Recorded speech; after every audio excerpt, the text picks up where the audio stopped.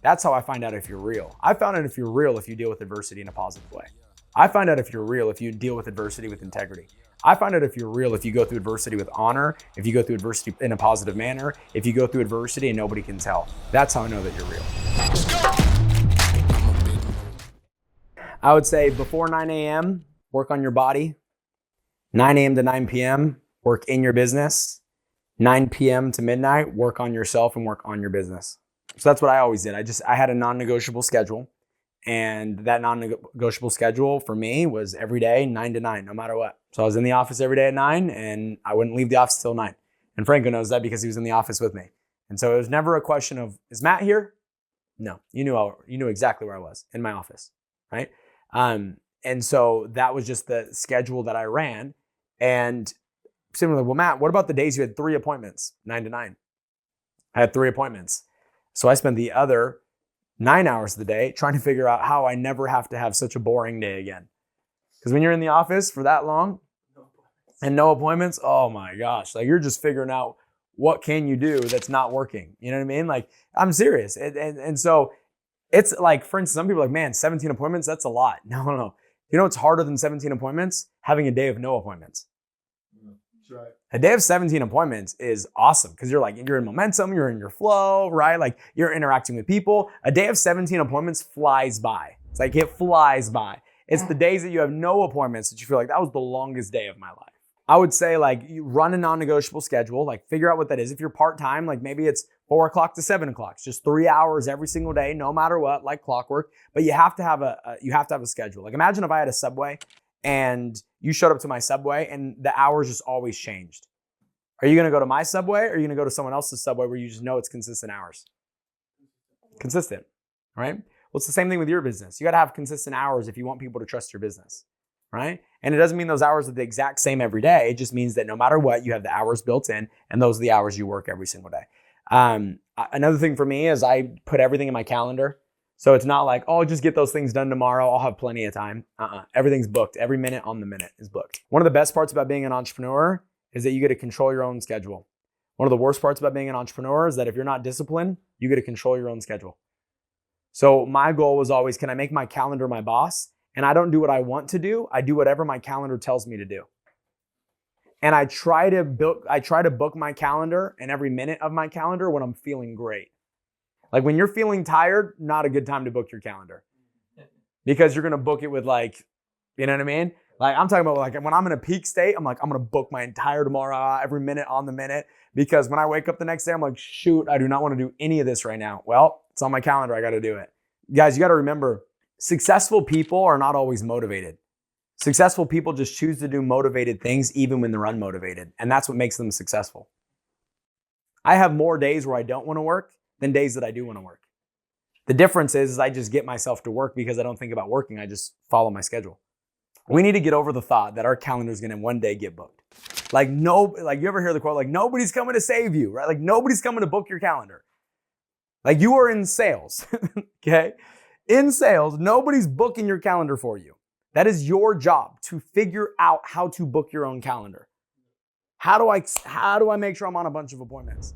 And when you realize that, and you realize like, man, I'm not just going to have Torrin come in and book me on 48 appointments, right? Then you start to realize like, I can't do that. I got to go make sure that my calendar's booked. So I literally yesterday looked at my calendar, saw an open 3 hours. I'm like, I'm not having an open 3 hours. And I intentionally filled the gap because I wasn't going to go 3 hours twiddling my thumbs. You know what I mean?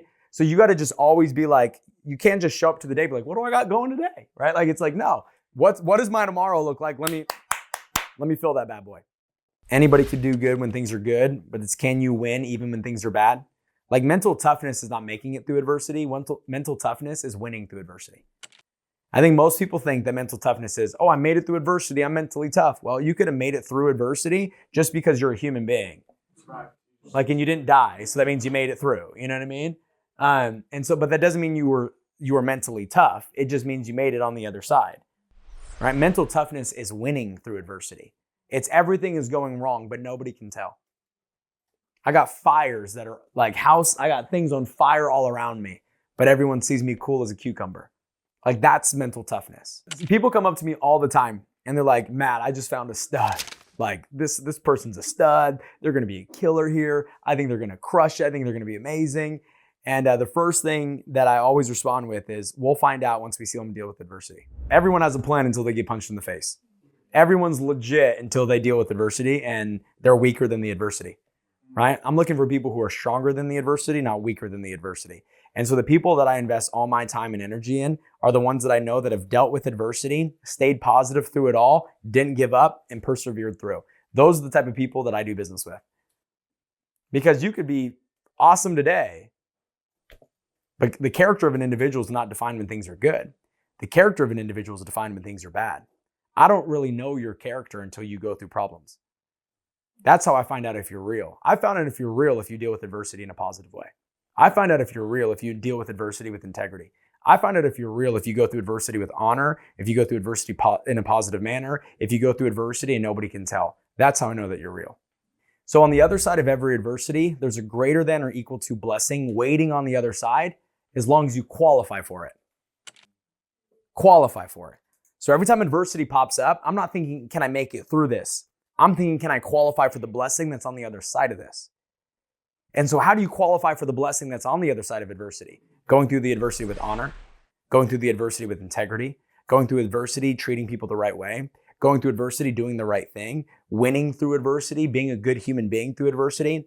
And so even when adversity happens to me, like, because sometimes there's things that are kind of out of your control. Like it might be like maybe a family member, maybe somebody you've had their back their entire life and all of a sudden they stab you in the back and you're like, man, like, are you kidding me right now? Like you stabbed me in the back and then all you want to do is retaliate. But that disqualifies you from the blessing that's on the other side of this attack. I don't want to get disqualified from my blessing, or else I'm just going through adversity and there's no gain from it. If I'm going to go through adversity, send me my blessing, right? So every time adversity pops up, I'm like, woo, I'm excited. Why am I excited? Because I know that on the other side of every adversity, there's a blessing waiting for me as long as I qualify for it. So here's the adversity. I'm going to qualify for it. I already know me. I've already made the decision. I've made the decision on how I'm going to deal with adversity before adversity pops up. It's already written. So I have a contract with me. This is how I deal with problems. This is how I deal with adversity. The contract's already written. It's not going to change. So that way when things pop up, I'm like, all right, just a situation I got to deal with. And by the way, does adversity even exist, or is it just something that you made up in your mind? Because think about it, right? Adversity is only adversity if you give it permission to be adversity. If you give something permission to be a problem, it becomes a problem. I don't look at anything as a problem. I don't look at anything as adversity. I look at everything as an opportunity. And because I look at everything as an opportunity and I don't give permission to anything to become a problem or adversity, that's why I capitalize on every opportunity that comes in front of me, because everything is just a way for me to get better and grow. A strong business will come from a strong home, and a strong home will come from strong faith. If I get in an argument with my wife, do you know what's on my mind all day long? The argument. All I'm thinking about is what we went through. And so if I'm thinking about the problem that I'm experiencing with my wife, am I thinking about the phone call? And if I'm even thinking about the phone call, am I giving it my 100% best, or is maybe 20% of my mind taken up because we just went through some things? Make sense? This is why the strength of home is so powerful. Because if the home is not strong, you're going to have a really hard time winning in business. So like my number one thing always is like, all right, if a strong business comes from a strong home and a strong home comes from strong faith, I'm going to make sure that foundationally we become bulletproof. I'm going to make sure that I'm strong in my faith. I'm going to make sure my faith is the foundation of the life that I'm living. It's the foundation of my marriage. It's the foundation of our home. And so we put our faith as a primary focus for our family. Right? We pray with our daughters every single night before bed. I pray before dinner with my family. I pray over my wife. My wife prays over me. Like that is foundational. We go to church every Sunday that we're in town. Faith is the absolute foundation of everything that we've built. Like I wouldn't be successful today, quote unquote, in the eyes of the world. I wouldn't be successful today if our faith was not intact. It's because that's been the foundation of it all, right? That foundation though has led to a strong home. And because our faith is primary, right? The principles of our faith is what transcends into our home. And because of that, our home is strong. Because our home is strong, when I'm working, I'm not thinking about what's going wrong in my home. I'm thinking about working. I'm not thinking about a fight with my family because there was no fight with my family. Our family's good. Our family's strong. Me and my wife are good. Our relationship is strong. So I am never distracted in business with things going on in home because my home is always good. See the difference? I'm able to execute with purity and clarity day in and day out because I know my home is good, and I know because we're walking in faith. I'm able to put my head on the pillow every single night with complete honor and integrity, knowing that I lived a good day and I treated people right and I did the right thing every day. And that gives me so much peace when I get to execute. And I don't think everyone operates with that level of peace because there are things going on. And so that has always been foundational. So that's a big part of it. Is like that has to be a focus. Like me and my wife go on date nights almost every week. If we can't make it because I'm traveling, whatever it is, like every 2 weeks we're on a date night, just us. We go on a trip, just me and her for 2 nights, at least once a quarter, right? And we do that for us, like for our marriage, right? Because what matters more, my relationship between me and my daughters or the relationship between me and my wife? The relationship between me and my wife. Because if I don't show my daughters a good example of what a strong relationship looks like, they're going to grow up and go duplicate what they saw between me and my wife. So that means that I can ruin their future by not being a good example in the present.